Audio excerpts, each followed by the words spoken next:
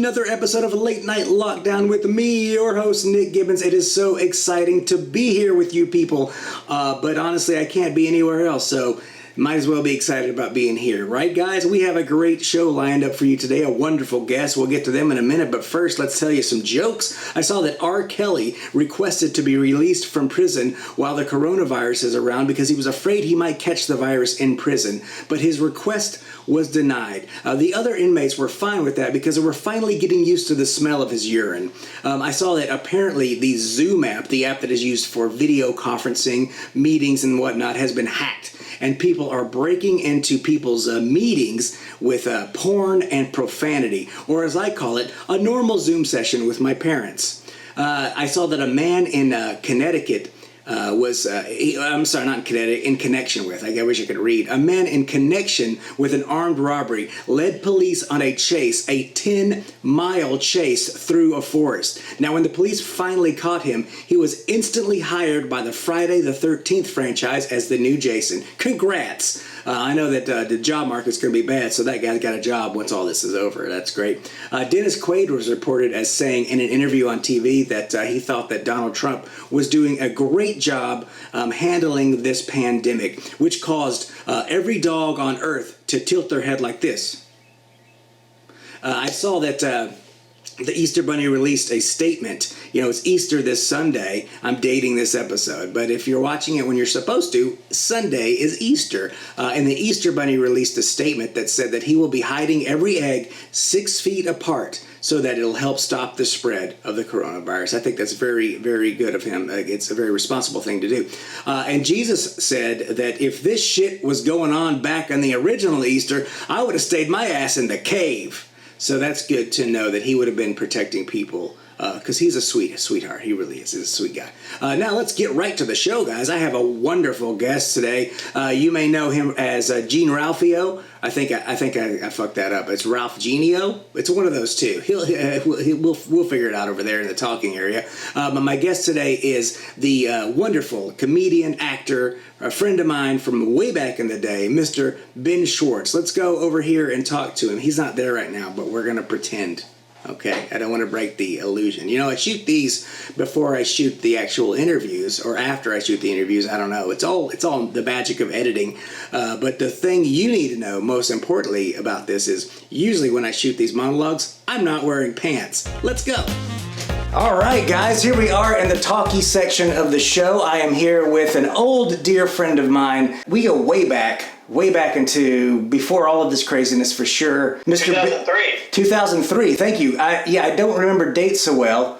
Okay. Let me introduce Mr. Ben Schwartz here. Hello, thanks for joining me. Should I not put up my arm because then I have a mannequin arm right here? Now it looks like you look like Vishnu. You got a bunch of arms sticking. Yeah, now grant me some wishes, please. Is that what Vishnu does? I don't know, it seems racist. I think he's just a cool dude. No, he's a good guy or a girl. Oh, nicely done. I don't know. Very cool. How are you? How are you holding up? Everything going okay on your end of the spectrum? You're in California right now, I'm assuming. California. I'm in Los Angeles, California. It's the whole thing is very scary, of course. Yes. It drives my anxiety and all that stuff. But everything's fine. How are you, Nick? I'm good. Everything's going well. You know, we got we're all held up, but we got a nice backyard for the kids to run around in. So that's.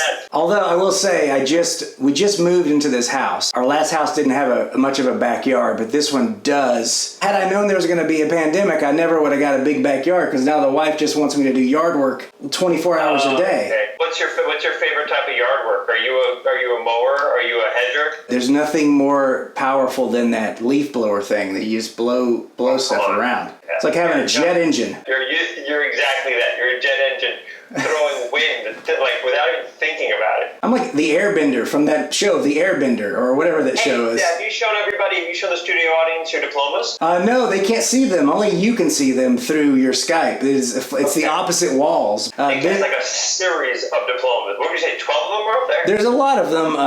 Like we were saying earlier, I'm a very learned man, but I come across as a moron. No. I think you hide yourself within the Moranis, the Rick Moranis. I love him.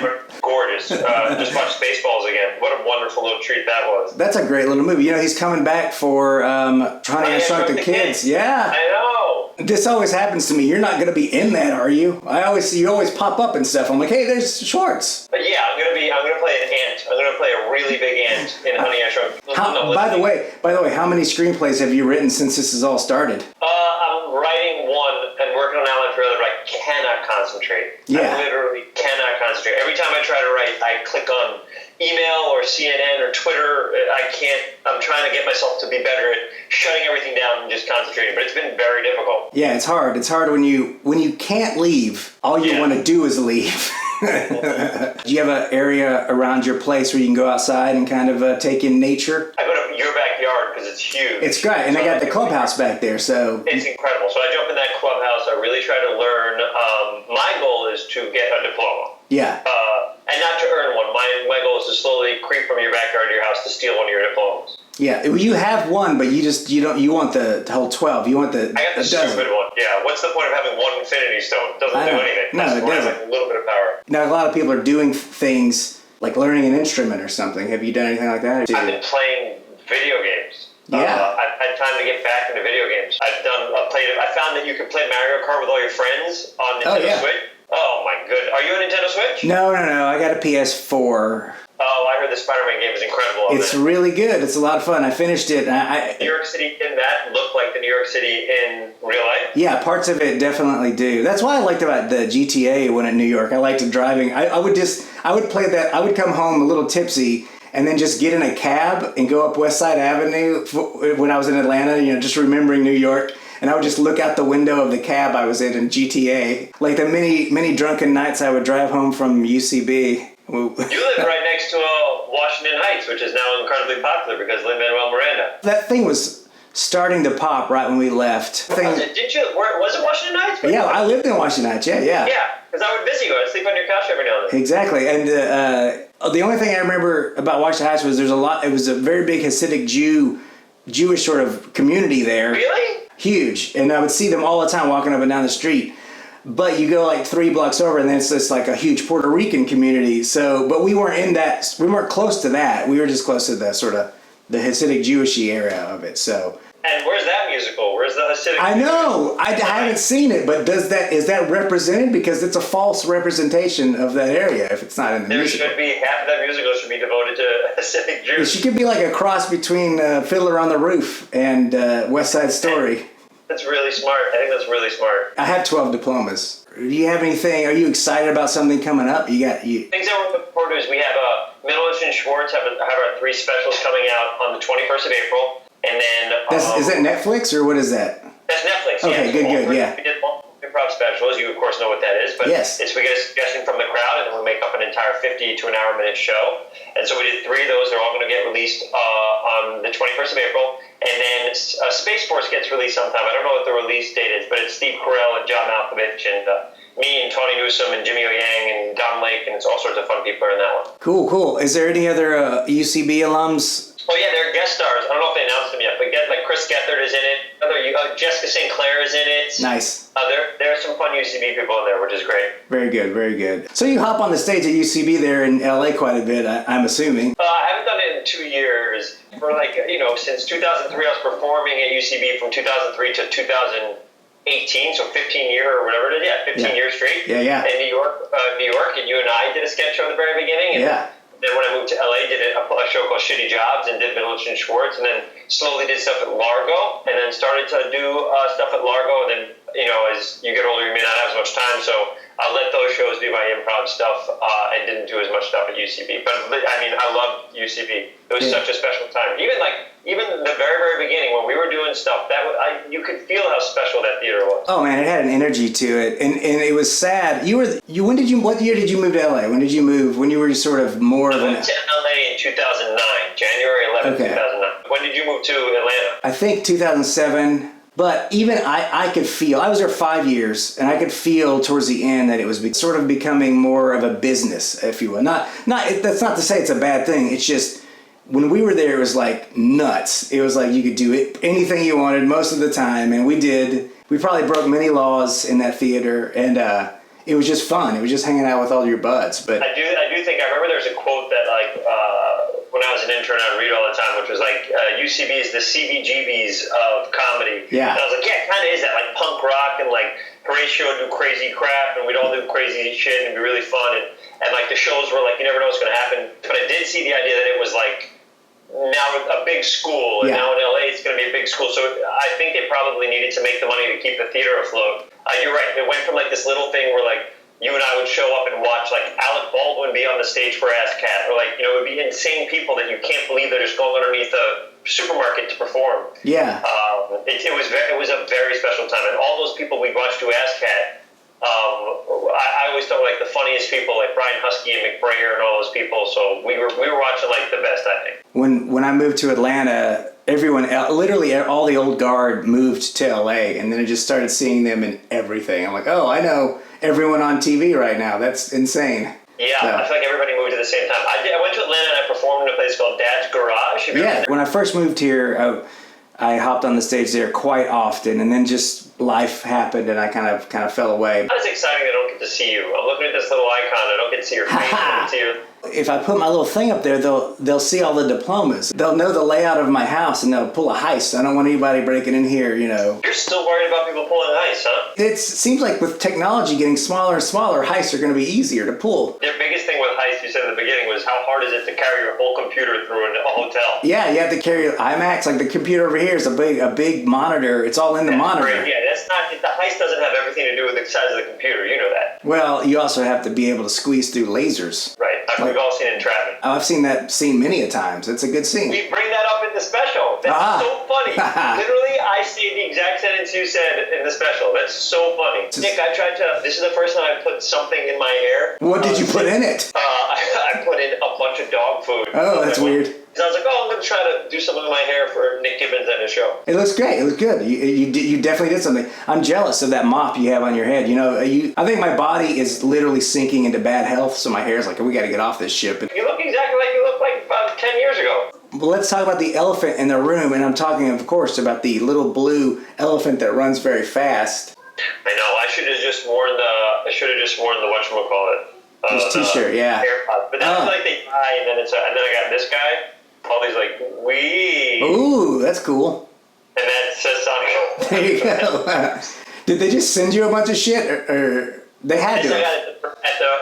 We did press, and for when you do press, they send like this type of stuff to the press people. Yeah. And I was like, oh, can I get one for my niece and nephew, and also can I get one for me? And so like we took the extras, but we don't get it. Like I had to ask for it. I was like, is it possible? Yeah. I collect stuff like I have all these nerdy fun collecting things.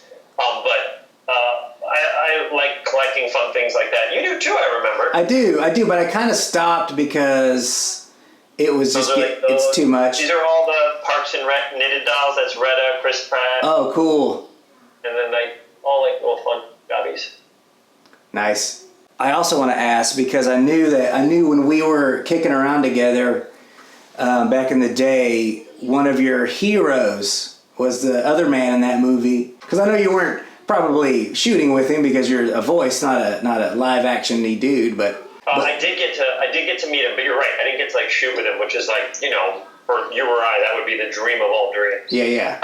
But he was so lovely, and like when I met him, like he connects with you and talks to you, and I talked to him about Ace Ventura and like all these questions that I had, and he was so lovely to answer all of it. He was a great dude, but that's a big one. That and Billy Crystal, those are the two guys that I've worked with recently that I cannot believe that I got to play with. Weirdly enough, I moved to Atlanta of all places, and then my favorite show on earth, I somehow got to start working on it as well and meet all the people. Aqua Teen. So that was. Yeah, of course, that was your favorite show. Yeah. I remember watching it on DVDs. Yeah. If you would have told me back in the day, I was like, yeah, you were gonna write those and edit those later and direct them. I'm like, nah, you're full of shit, old me. So what do? You write and you direct some bits as well? Or you direct? Are they 11 minutes still? The Aqua Teen's dead. That's not on anymore. Okay. But when I would edit it, but editing it means you're directing it because you're building the animatic for it. So I direct all the episodes that I would make. I got to write one of them. I've written 2 episodes of Your Pretty Face is Going to Hell this past season. You're literally working for the exact place that you loved when you were here. You get right in and you're like, oh, I'll be able to sell a show easy here. I'm in the door. It's like I've done things. I've proven myself. it's still the hardest thing on earth. It is. It really is. How's the family? They're good. My mom and dad are in New York. They're staying indoors. My sister's good. Her kids are good. Her husband's good.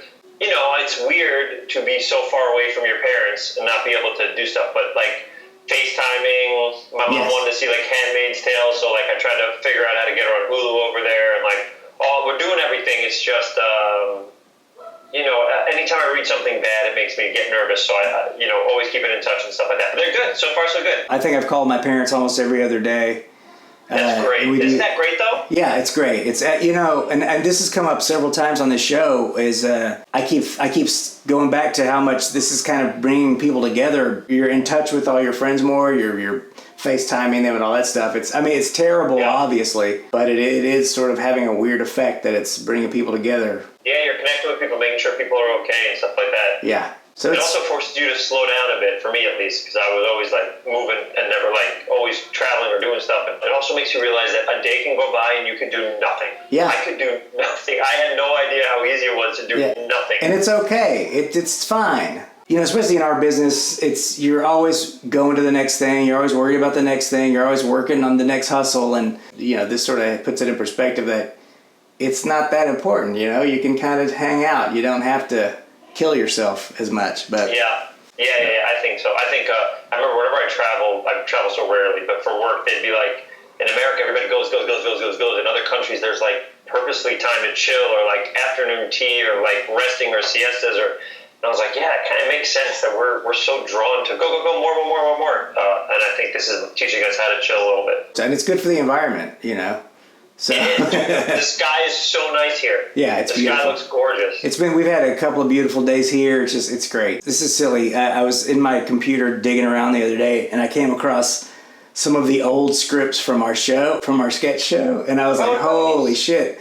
And I was like, this is really funny. All this stuff is actually funny. Like, you know, when we were starting out, you just question everything and you think everything is terrible and it's not good. And it's just fun to look back and realize like we were good at what we were doing at the time. It had merit and it was funny. And it's also, you have to do all that stuff. You keep going and you have to do stuff to keep learning and whatever. Yeah. But that show was a show that you did in Texas. And then we took that show and we did that, and then we added one or two sketches, and that was it. But we also got to perform. I remember when we performed at Caroline's. Yeah, that was nuts. Was such a big deal for us. That was crazy for us. Yeah, that was pretty big. And then just, you know, you hooked us up with that gig at your old school, and that was fun. That was like our first road gig. We got to hop in the. Oh, yeah, we went to Union. Yeah. Oh my God, I forgot about that. That's crazy. I remember us trying to get a run at UCB, but we couldn't. Yeah, and the one note was, you guys should wear suits. And I'm like, that was Owen Burke. He told us that we needed to wear ties. Really? Yeah. After our spank, we got to do it again. We got to do it twice, but then we just workshop stuff relentlessly at every place we could go to. That was fun. I really did enjoy that. The beginning of improv stuff to me is my favorite shit. All that stuff, the first like 3 years, just hustling and going on stage anytime we could. And I performed at a freaking yoga studio once. I did anything. Yeah. I mean, the beginning stuff I long for all the time. Those shows, those cage matches, and you know, although Harold Night was so stressful, but that type of stuff, like those shows always felt there's so much pressure and it was hard. But I feel like all those little things that you learn, the callbacks for second and third beats, help when you do like your version of what improv is. It's like in Karate Kid where Mr. Miyagi like wax on, wax off. Yeah, all that stuff is very necessary, and obviously I'm very happy I did it all because it does strengthen those muscles, and you don't realize it at the time. You don't realize that we're doing my live show tomorrow night or every Wednesday night out of my house, and it's just nuts. That's why I don't want to show this room for the heist, because there's very expensive cameras in this room. I know, I get it. Everything in the heist is going well. I feel like you're nailing it. Someone is going to score if they get into this room. Well, now that computers and tablets are so small, they can do it. I'm looking at you, Catherine Zeta-Jones. I don't think she's watching this. You don't? I don't think so. I mean, maybe I'm wrong, but I don't think so. I hope she's keeping safe. She's no spring chicken anymore. Jesus, what's wrong with you, Nick? I just want her to be safe is all. That's fine, but you don't have to say the last part. That I want her to be safe? No, that's the first part. I want you to say the last part. That's what No way. I would never say it. I respect her. I love her. She's in better shape than both of us. You're right, she is. She could kick our asses up and down the block. She does watch the show, by the way. Oh, no. Is she still married to Kurt? Not Kurt Douglas' son. Oh my God. Nick, abandoned ship.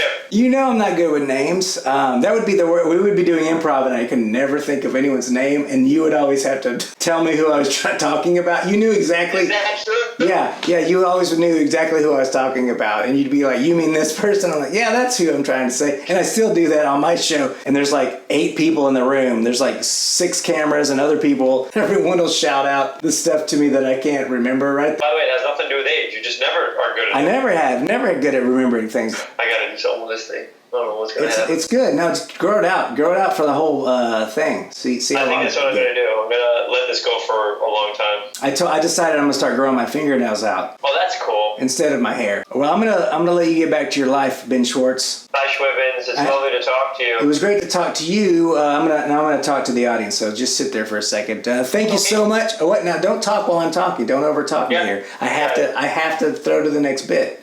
You know how TV works. Just sit there. Sit there like a good boy. That's your link. Thank you so much, Ben Schwartz. We are now going to go to this next thing. That was it? That was it, because I don't at this point know what is going to be the thing I'm going to show next. So that was what I say. All right, I'm turning these cameras off. Throughout history, war has plagued mankind. Scholars often ask the question, which was the greatest of these conflicts? You're damn right, it's the Civil War. Ken Burns has a little red-hot stick of documentary dynamite and is shoving it straight into your eyeballs. The Civil War is a 15-hour-long historical orgasm. It is so fucking awesome. It will invert your testicles into black holes. That will suck the entire known universe into your crotch. Ken Burns' Civil War, because nobody kills more Americans than America. Only on Adult Swim. Welcome back to the show, ladies and gentlemen. I am very happy to have an expert in the field of how not to go stir crazy in your home. Ways to keep yourself busy, things that you can do while you're on lockdown. And I'm also super proud of her. It's my daughter, Jeannie Gibbons. Welcome to the show, Jeannie. Now, what sort of things have you been up to help keep yourself busy at the house while you're shuttered in? Well, I just watch TV and do my couch marathon. You did a couch marathon. Now, what is a couch marathon? Well, you sit on your couch all day and watch TV. I remember you asking if you could do that. Which you said no. I said no, yeah. What are some things that you would suggest to people do around their house to keep busy and keep active? Well, if it's in the summer and it's still brown, if you have a tarp, you could put it down on your grass if you have a big hill, right? And then you can nail it down with nails. If you have nails or something else, like a stick or something. Yeah. And then you get the hose if you have a hose, put water, and it goes down there. Then you have baby soap or just random soap. Conditioner, conditioner, one. Then you put it on there, and then you can slide down it on your belly. It's called a slip and slide if you haven't heard of it. Or if you have a floaty that's like roundish, like the... Like an inner tube? Like a round inner tube sort of thing? Like tubes, like... It looks like an inner donut. tube? You could sit on it and slide down. I did it this summer. Like an inner tube? No, I did it last summer because the summer hasn't started this summer. But I want to do it this summer. It kind of feels like summer has started because you haven't been going to school, have you? Have you missed going to school? But we do like this Zoom chat. If you go just to zoom.com, someone sets up a meeting, you can actually do it. I'm just saying it to some people who might want to do it. Now, are you... or you can type in zoom.us. But are you getting paid by Zoom chat? Are you one of their spokespeople? Or is that what you're... No, my teacher just sets the meetings up at 10:30 or 11. 11. My last one was 11:11. 11:10 maybe. And then so she sets the meetings up. We see our whole class. We can go like that way and see more people. Yeah. And then so she talks to us, reads us stories. We made a poster. Can I go get it? Why don't you run and get it? I'll wait here for you. Go run and get your poster. Bye. She's gonna go get her poster, and we'll just wait. We'll wait. Yes? I have to entertain you, I've been told. So I'm going to entertain you while she's gone.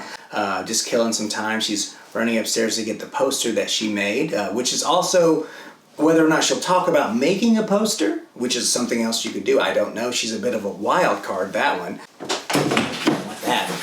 Come on out here. Now hold, okay, cool. Hold it up in the middle here. Wait. Let's see. And this is your camera over here. Why don't you hold it up to your camera there. Over here is yours. And now, New York City. Now, why does it say New York City on there? New York was called New Amsterdam. One World Trade Center is the tallest building there. I want to visit to see it. Mm-hmm. This is not the best time to go to New York City, honestly. Well, thanks so much, Jenny, for coming on the show and telling us all those great things to do while you're trying not to go stir crazy.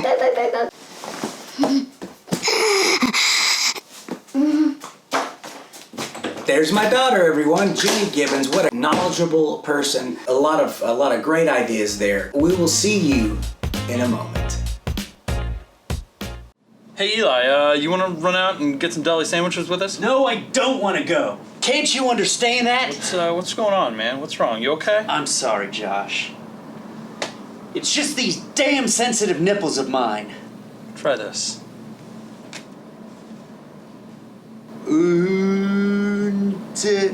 Sound it out. You gotta sound it out.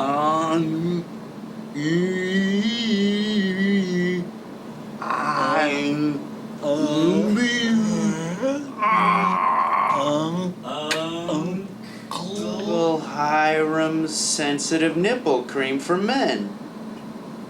I'll give it a shot, Josh. Uncle Hiram's sensitive nipple cream for men is formulated especially for men with sensitive nipples. Its soothing ingredients help to ease the chafing and rubbing on even the most active days.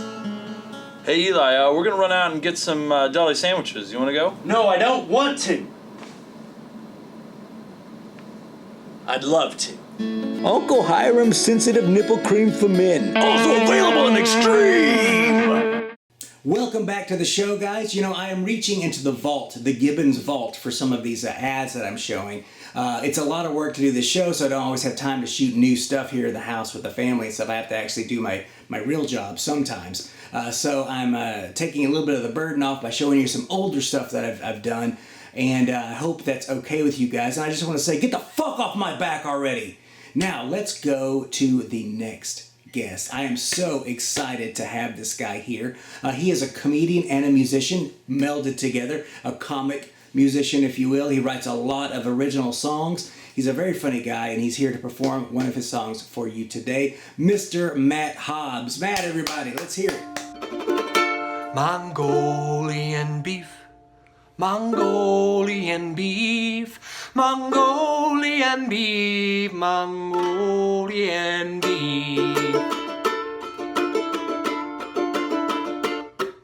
I don't want a German chocolate cake, I don't want no creme brulee. Foie gras, bear claw, swordfish, coleslaw, you can take it all the way. 'Cause there's only one thing in this world that I wanna eat.